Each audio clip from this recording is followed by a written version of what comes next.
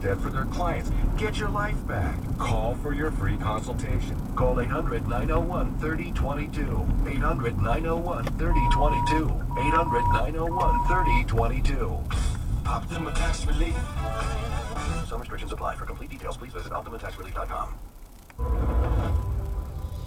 This is Sirius XM Radio. Jimmy Cramer here. There's always a market somewhere, and I promise to help you find it. Day and money, weekday, 6 p.m. Eastern on CBC.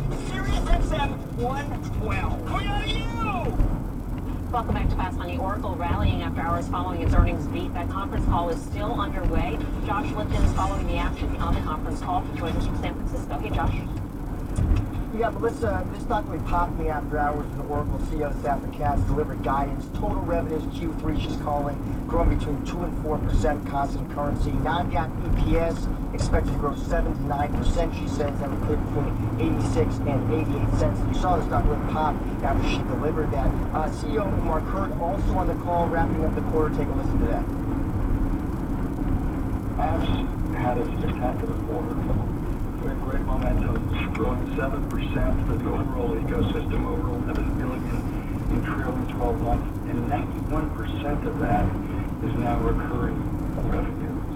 We continue to grow revenue faster than the market. We have an enormous opportunity ahead of us, particularly in ERP as well as HCM. Also on the call, we talked about Jeff Bezos, he said, gave the command to get on Oracle database, but Amazon isn't there yet, even after years of trying. Melissa said. Melissa, back to you. All right, Josh. Thank you. Josh Lipton in San Francisco. What do you make of Oracle? Well, Dan just gave me a tutorial, as only Dan can, in the break. No, I mean, we talked about it, but a lot of things that he told me, I was going to say. The fact that stock has basically been traded from 44 to 52 over the last 2.5 years, you're smack in the middle of the range. Valuation is not ridiculously expensive, but it's not that cheap given their earnings growth. They bought back a lot of stock. I mean, there are better places to be. I don't think you're going to get crushed here, but this stock isn't going to rally 15% over the next couple of months either. So if you want to be in the space with some momentum and a stock that's gotten hit, I think this indicates that Salesforce is still the superior company. All right, from the cloud to the chips, Micron set to report earnings after the bell tomorrow. Options traders applying a big move. Dan here, the aforementioned Dan, has all the action.